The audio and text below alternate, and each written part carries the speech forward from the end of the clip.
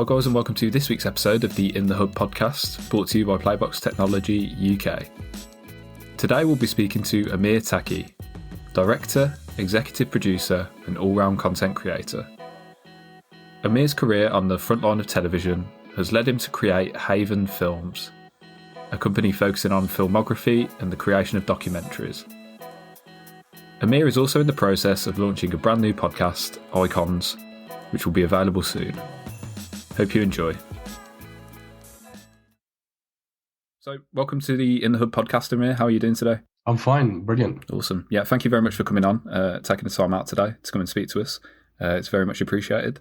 So, just before we get started into the kind of main questions, could you just fill us in on how you got involved in the broadcasting industry? So, late 2008, I was involved with a number of like-minded people who were kind of very fascinated with the idea of content creation. And at that time, broadcasting was really something that was became, one, slightly cheaper, and two, has a very powerful way of carrying out information to as many people as you would want. I think at the time, YouTube hadn't even properly established itself. Facebook was kind of in its infancy. And at that time, we really kind of came together and said, I think previously in my life, I was always involved in either in print journalism, when I was very young, of course. But come 2009, in August, we launched a channel on Sky.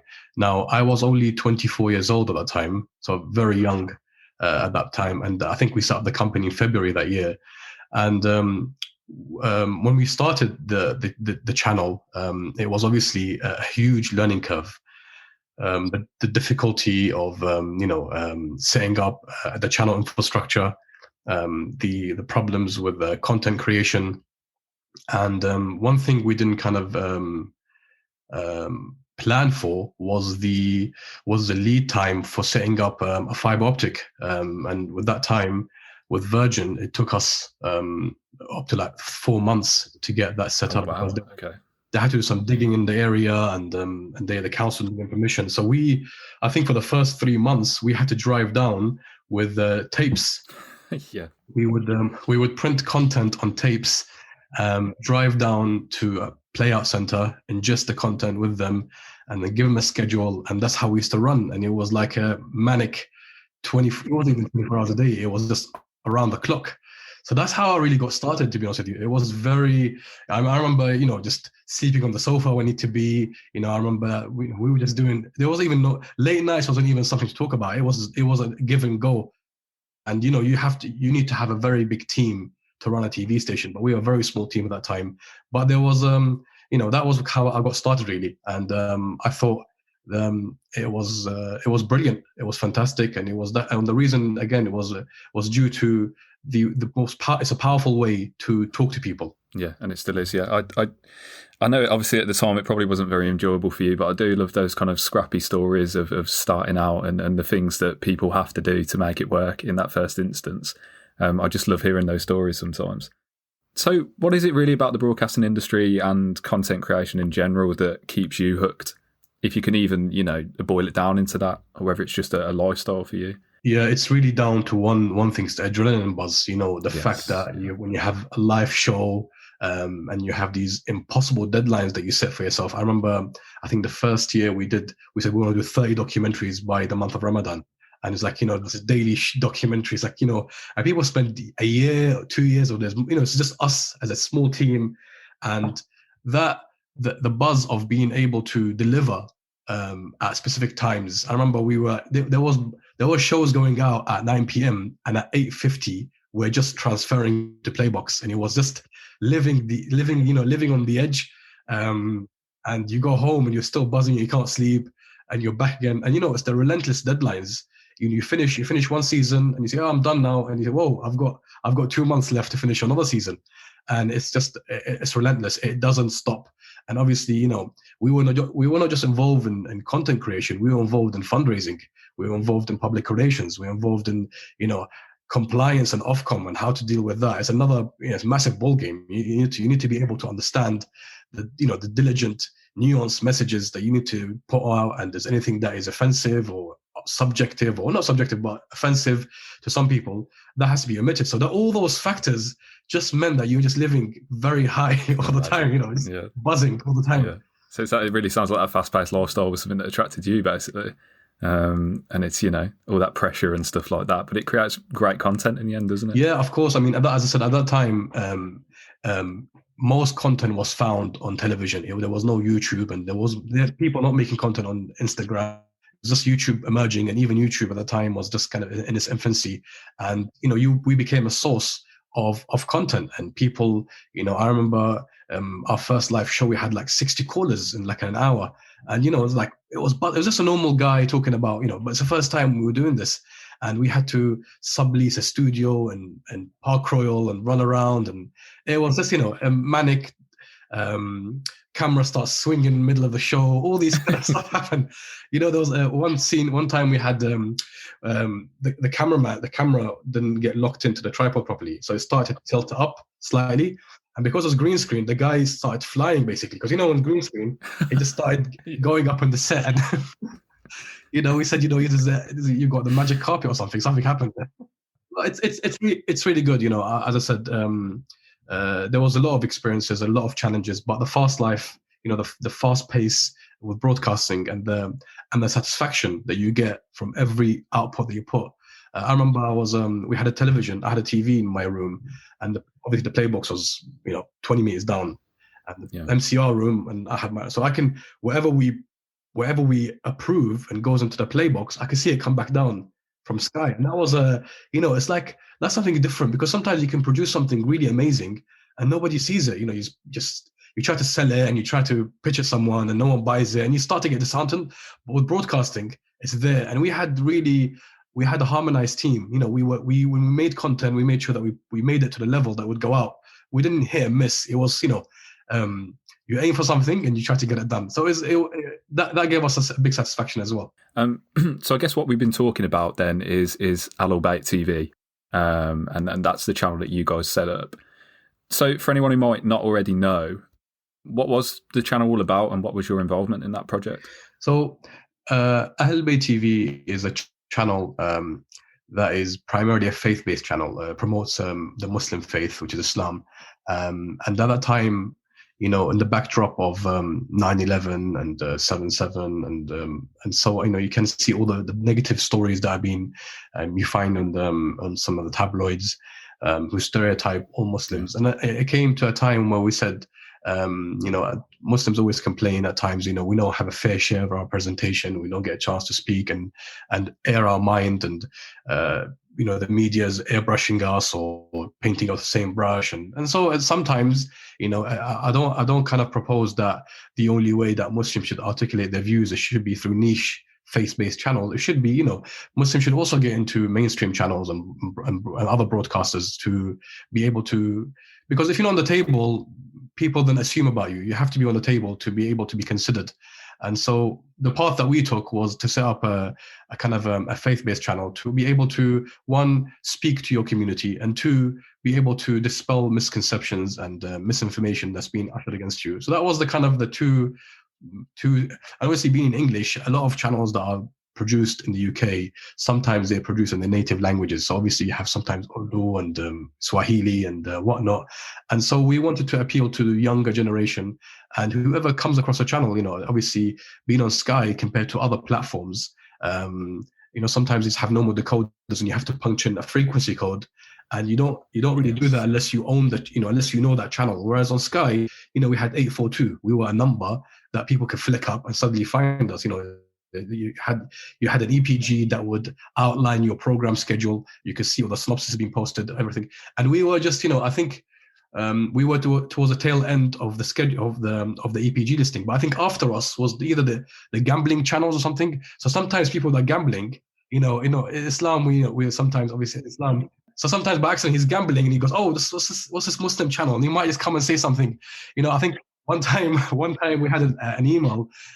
One guy, I think he says I was gambling, and suddenly I flick down and I see you guys, and I go, oh, look at this woman, she's oppressed because she was wearing a veil, on the screen. And he goes, this woman is oppressed, and the lady subconsciously, obviously it couldn't be planned. the lady says, people think I'm oppressed. And he said, oh, this woman's talking to me. This guy, I'm sure he wasn't hallucinating. This really happened to him. He's like, the woman said to me, you think I'm oppressed, but I choose to wear this to, protect myself and to be, chaste. And I want people to judge me for who I am, not how I look. And then he was like, wow, this lady's speaking to me. And then, so he emailed in. He was very happy that he had this experience. I think it was a nice story there. Yeah, definitely. Yeah, and it's that people can stumble across it in that way. And like you said, it helps to, dispel some of those misconceptions and stuff like that. So I know it all sounds as if it was really fast paced, obviously, and what you guys were doing. Was there ever a kind of time that you actually got to sit back and think, wow, we've done this, and see it listed on the program guide on Sky? And just look at it and say, this is what we've created? I think it was August 13th, 2009, when we launched on Sky. And then, funny enough, when we did launch on Sky, you had to pay a 3-month deposit. I think it was about £60,000. And at that time, we didn't even have the money. We had to ask people, and we got the money eventually. We got it. And then they told us that, I think Sky releases channels every Monday. I think something like that. So even though we signed on Thursday, come Monday, we were live. And then, ironically enough, is that when we did go live, we never had a Sky TV to see what's going on. So we ran out of the office, wild, crazy men just running around all the group and say, we need to find a place to watch this channel. Because how do we know that this is actually working? It's like this kind of surreal atmosphere. We started broadcasting our content and we don't know, we can't see it. So we went to this restaurant in Croydon called Merch Masala. They sell Indian food and curry and whatnot. And then we said, can we have the menu, please? And they said, yeah. So before we order, do you have Sky? He goes, yeah, but they were showing cricket.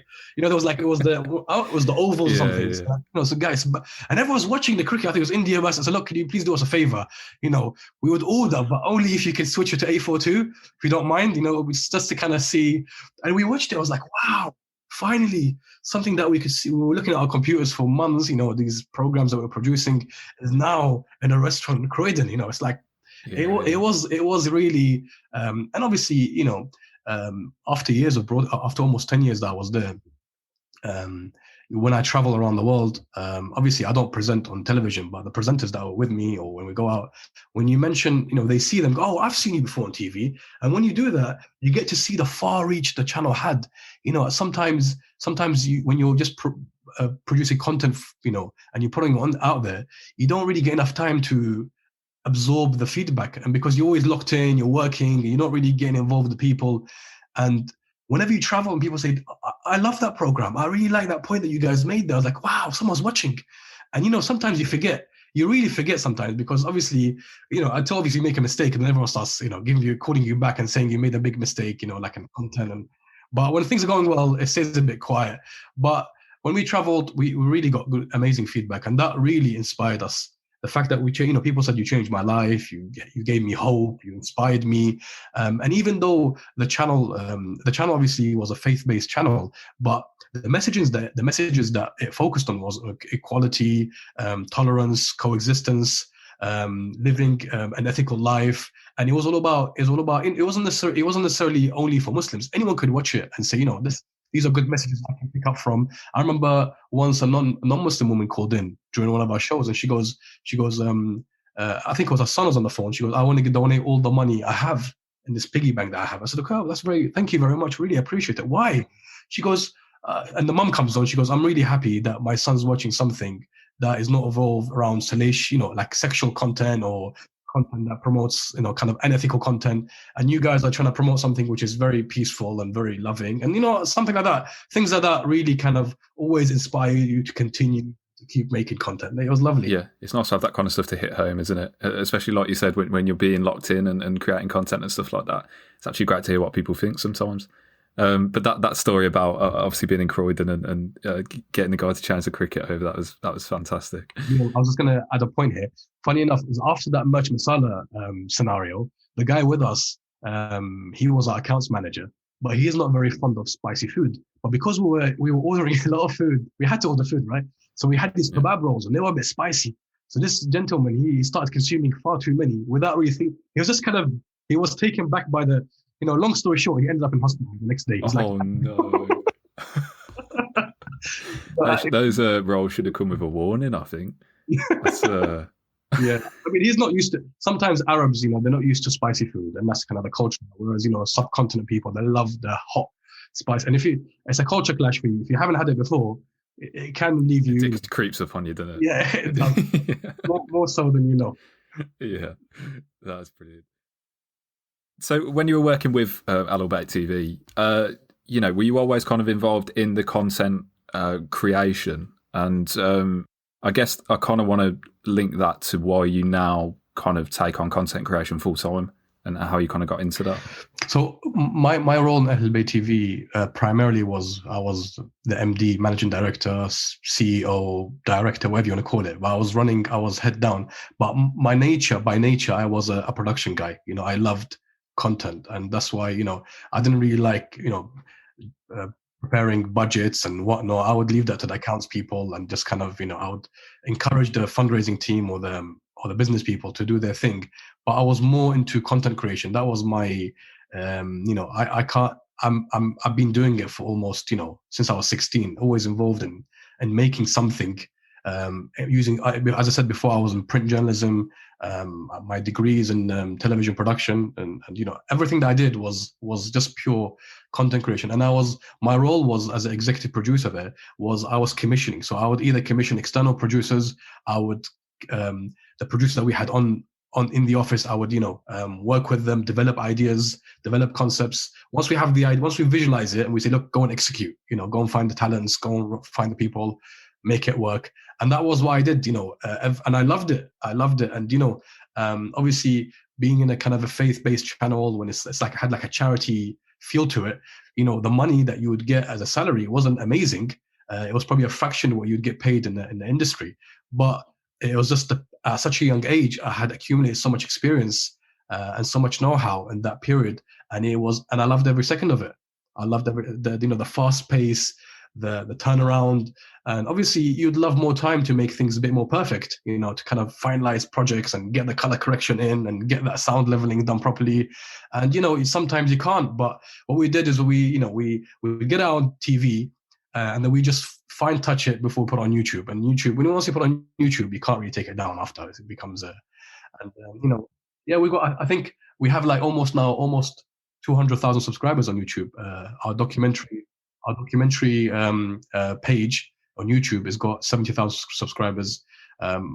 We did our flagship documentary series on ISIS that we did. We filmed, how ISIS are kind of defaming Islam and what they're doing. And sometimes, people said it was a sectarian war. Some people said that, it was a few misconceptions. People said that this is, these are Muslims doing it, and we had to go around. We did a whole debunk of this, a 6-part series. We went to Iraq. We filmed in northern Iraq. We filmed in dangerous areas. We got awards for these documentaries. I think one of the clips that we put on got 5 million views.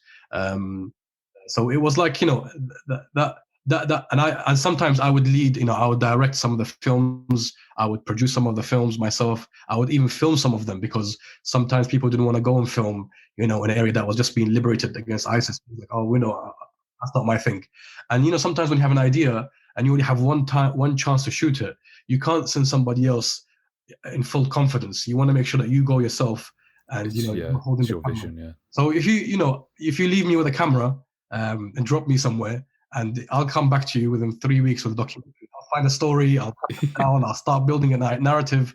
And that's the way I am. That's what I love doing. No, it's some fantastic work, and well done to you guys for getting the word out there and doing that. So Amir, just moving to Haven Films, which is your current project and your current company that you've got going on. What exactly is Haven Films, and what does your kind of day-to-day life look like when you're creating content for Haven Films? So I left in March 2019. So it's been almost 2 years now that I've left the channel. And although I still keep contact with the people there, and I'm very supportive of the work they do, but I thought that, it's time for a new challenge. And for anybody being 10 years in a place, it's very, obviously, one, it's difficult for you to leave, but at the same time, it's also needed to challenge yourself. And I felt I needed a challenge. Reaching now I was 34 at that time, or 35, and I needed to kind of see that this is now a certain age of my life now. I need to kind of do something different. And when I started Haven Films, it was kind of with the perception of producing more bespoke, high-level content to broadcasters, either Al Bay TV or other neighboring channels, or even bigger channels, if that's possible. But by the time I kind of started at the beginning, this COVID when it came and kind of started in December, it kind of, everything was put, most broadcasters were interested in kind of commissioning major work at that time. And so I started working with a number of organizations to produce content for them. So to be it charities. So I started, I'm doing a few things at the moment. So I'm launching a podcast called Icons, and we've interviewed 4 celebrities. I think one's called Mark Billy Billingham. He runs the SAS Australia program, very famous show. Yes, yeah. You run kind of you run other celebrities through an SAS course, and they drive them mad. And so this Icon's about, really, it's about finding out what people, the stories, the challenges behind these people's achievements. How did they get there? What did they do every day? And what was the challenges they faced? And how did they? And what is the message for other people? We got, for example, Bill Conti, the music composer behind Rocky. Yeah. Now, iconic, yeah. We got him. We had Rashida Ali, I think Muhammad Ali's daughter. She gave real insight about Muhammad Ali's life and what he was doing. So already some absolutely fantastic guests then already. Yeah, that's brilliant. And I'm working with a number of charities now to produce videos on vaccine misinformation. So there's kind of a huge drive about vaccine misinformation. And, I've heard a lot, there's 5G and all these new nanoparticles, and they're going to control you. And so we've spoken to doctors, we interview doctors and community leaders and medical professions, and they dismantle and debunk these videos. So we've got a big contract that we're working on now, producing a lot of videos on that. I'm also working on a documentary on homeschooling. A lot of parents have taken their kids out from schools, primarily because of COVID. Obviously, there's a huge increase, but previously there's issues of bullying, name calling, and some parents weren't happy about. There's even this article that came out on The Guardian, or this whole issue about sexual abuse within, students getting sexually abused by other students, and now even teachers are saying that they're facing sexual abuse cases by students. These like kind of sexual innuendos and sly words and people dropping things. And so I want to look at the dangers of homeschooling and the advantages of the homeschooling. And now there's emergence of online schools that teach you through kind of virtual classrooms. And so I'm just trying to I'm doing this documentary on this issue now. I'm working on it, hopefully within maybe a couple of months. The other project I just finished now is on autism, and looking at especially within new communities in the UK, and how they don't understand how when a family is facing autism, the challenges that if they've got a child that is autistic, how do you deal with that family? How do you welcome them to the community? What are the problems that people face? And sometimes they say, "Why is your child so loud? Why doesn't he sit down?" And sometimes these things are not under the parents' control. So we profiled a number of cases. We sat with parents. We sat with and we interviewed them about the issues. And it was very emotional. A lot of people faced kind of the first time they were speaking about this, and they get to really articulate and air their concerns, and they feel that there's a lack of empathy sometimes. But we try to create a story about that to kind of give people a better insight. That's some really important work then, isn't it? It's almost like you kind of, obviously with Haven Films, you've just thought, we're going to be targeting hard hitting topics, and we're going to make it count. Basically, we're going to make important documentaries about issues that are going on at the moment. So I think that's brilliant, and I'll definitely keep an eye out for when those projects do release. So, Amir, I just wanted to quickly ask about kind of the topic of broadcasting during the month of Ramadan. So how important are the channels like Al Bayt TV to the Muslim communities during the month of Ramadan? Also, of course, are there any kind of challenges in broadcasting during the month of Ramadan? So Ramadan for Muslim channels is probably the biggest season of the year, because one, it's a 30-day period, and Muslims normally, they would hold their fast. They would abstain from food and drink from dawn to sunset, which last summer or the summer before, we hit 18 hours a day. And so for them to break their fast, they would listen to the call of the prayer. Now, obviously, London doesn't have any minarets and mosques and, people calling out. So they switch on the channel. they put on the TV channels and they wait, in a kind of, because imagine that's a prime time television. Everyone's sitting down, Yeah. full of prayer, and he's got Yeah. morsel of food in his hands. Like, I'm just waiting to, when you hear the first cry, and you go, I'm. That's it. Yeah, is it? Yeah. I can imagine actually. Yeah, I think that would become kind of like a household staple during the Yeah, month, and then wouldn't it? Like you'd get the TV on at that time, and you'd wait. yeah, so we do like the build up, we have the supplications and the Quran recitations, and you get people into the mood.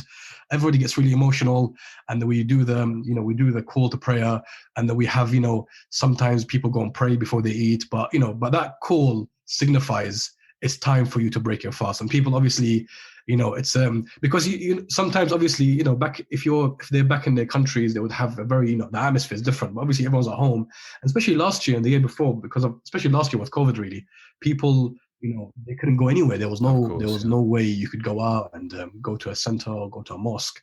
So this was a way.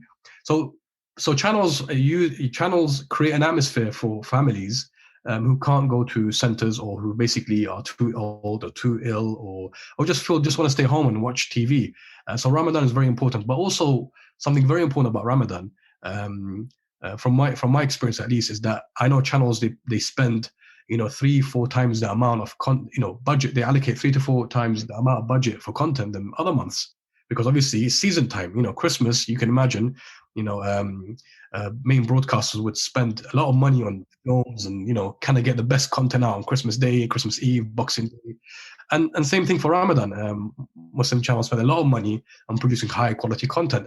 At the same time, they also invite charities to fundraise on TV, and it's become an interesting phenomenon recently. I think recent stats call that almost £100 million is given to charity by Muslims in the month of Ramadan. It's a huge Yeah. amount of money. It's fantastic, yeah. Yeah, and then obviously, on one aspect, that Islam encourages charity as part of the tenets of the faith, but at the same time, the whole point of fasting and abstaining from food is supposed to remind you of the poor, and to kind of remind you of how people what people are going through that don't have food. And suddenly you realize that when you see a video of an orphan on TV, and you feel compelled to sponsor him for a year, because him or her for a year, because that just kind of that's the whole point of really, or abstaining from food, is to kind of remember the people that need it most.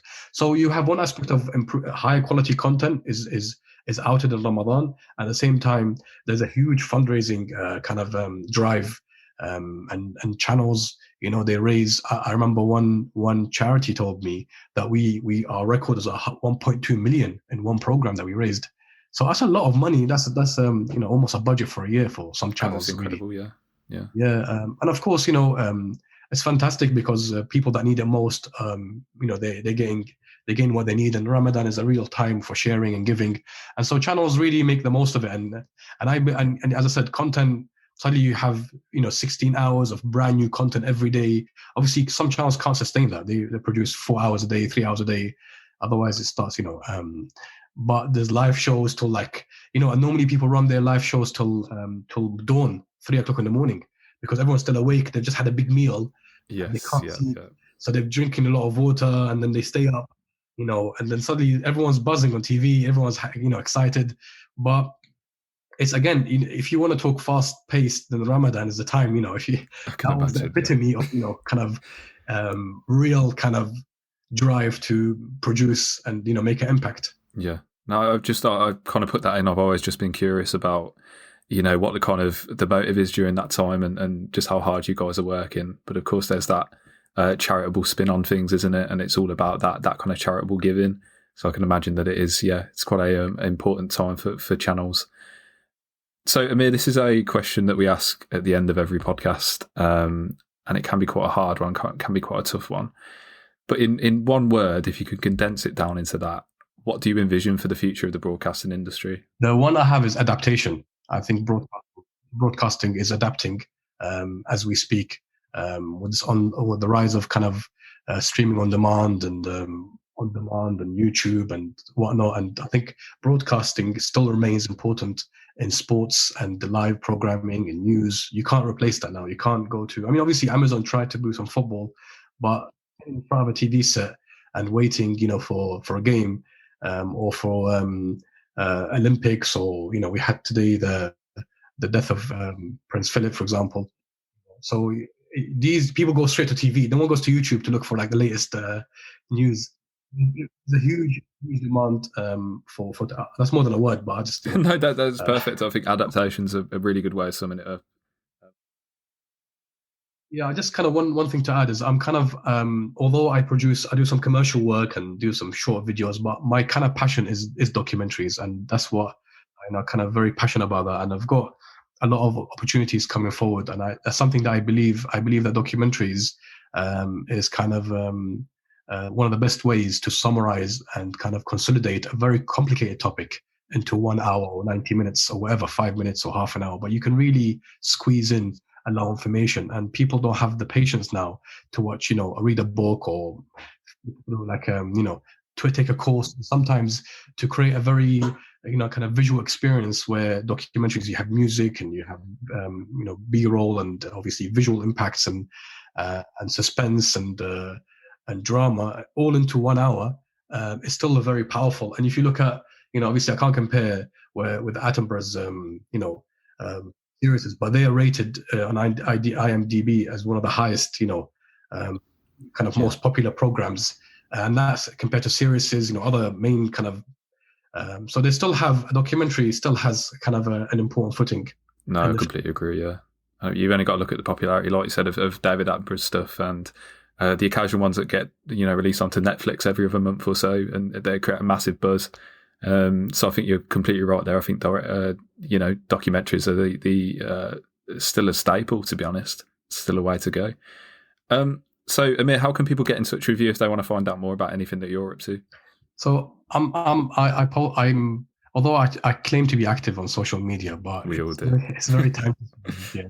So I have my handle on Twitter is Amir Taki, similar to Instagram. I'm also available on Facebook. My website is havenfilms.org, and my email address is on the website is contact@havenfilms.org. Awesome. So Amir, thank you very much for coming onto the podcast today and speaking to us. It's been really appreciated.